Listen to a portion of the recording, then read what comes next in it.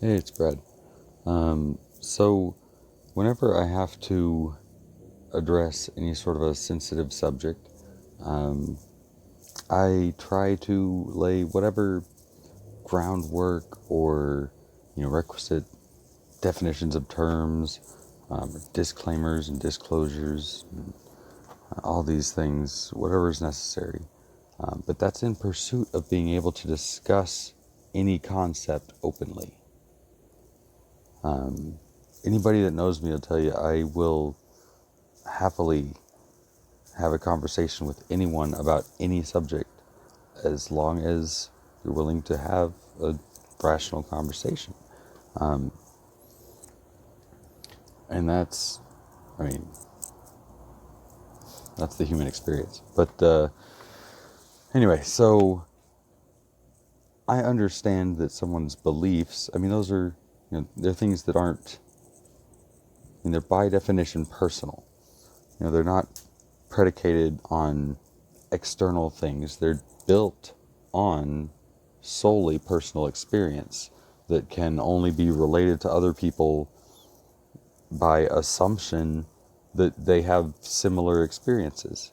So when you believe similar things, you kind of have a, you know, inferred belief that they have similar experiences. But the human experience is much farther reaching than anything short of the commonality of humanity. But so, like, for atheists to look at the Bible, it doesn't mean the same thing as a Christian looking at it, obviously. And it doesn't mean the same thing definitely to them and mostly, or definitely to most Christians, that it does to me or, a lot of other people. But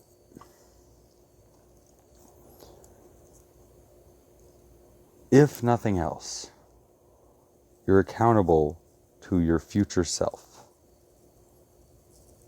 Even if your actions are seen by no God, no ancestors, no other spirits, no law, no other human. And alien. But even if no one else sees what you do, the only person that will remember it is you.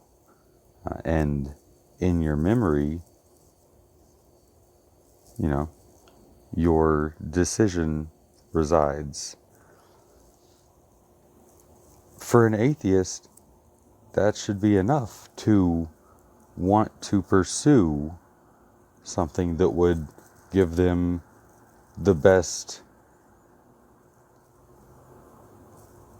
retrospective life.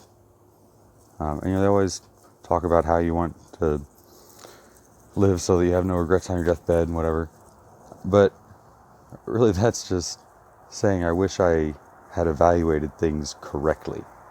I wish I had allocated my time, energy, resources to things that were of more lasting worth. Experience is important. It's fleeting, but it's important. It's the building blocks. It's you got to get enough EXP to level up. But seeking experience for the sake of experience is grinding on a casual game that doesn't save data. It's all you're doing is getting better at having that experience. So atheists need to be able to read the Bible and view it as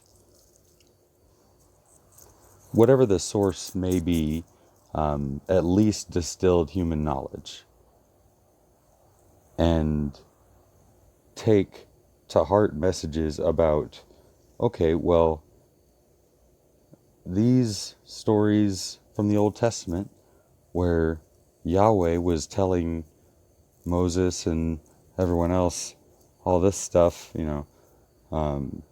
about what they should eat and how they should dress and who they should kill and how they should kill them. Well, that was all predicated on the covenant of propagating Abraham's line. So, yeah, he's not going to want them to be homosexual. And yeah, he's not going to want them to intermingle with other, people of other beliefs, because then they're going to be filtering in any other thing. And if he's got them under this set of laws, this set of rules that is designed to, keep them alive in spite of themselves. And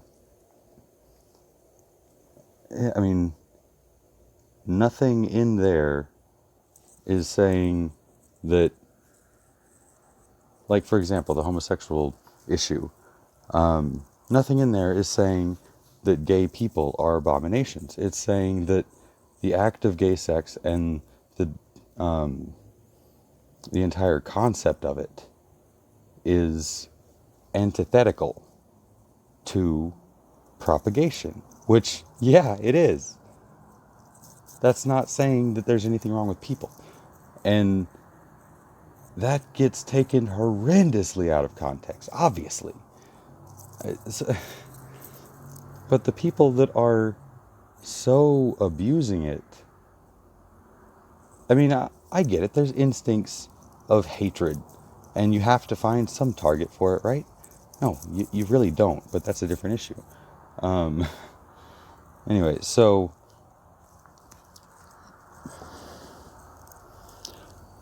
I'm trying to help people reevaluate their beliefs, because it's through defining and evaluating your beliefs that you define and evaluate yourself and your character and understand who you are. And trying to nail down one label of a set of beliefs is only as accurate as everyone that agrees upon that label agrees upon the beliefs. And then using the label outside of that group completely goes out the window, because there's no way that people outside of the group would completely understand the beliefs, or they'd be inside the group. So a group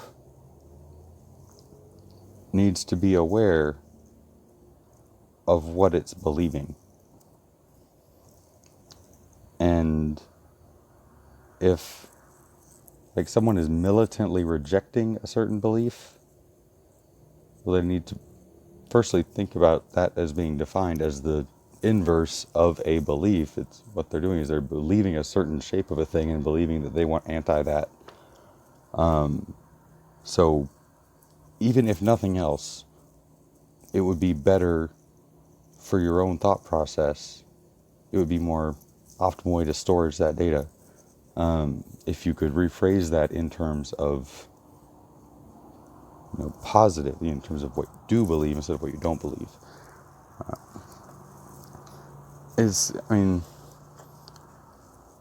In a roundabout way, and connected to some other things, it's like when I talk to my kids and my daughter won't share something with my son, and he comes whining to me about, well, not whining maybe, but usually, about how she won't share it. I'm like, I will tell him it's her toy, she doesn't have to share, and send him on his way. Then I'll tell her, as your dad, I'm telling you, you have to share.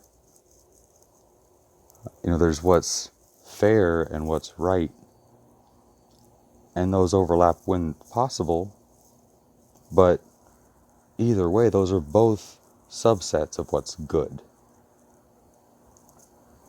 And by explaining how, yeah, this may not be fair, but it's right, and this may not be right, but it's fair, it's better to explain what's good about either of them. And then, if they can just focus on, well, you share because you want each other to have a good experience, you can both enjoy the thing, then you don't have to worry about whose toy it is.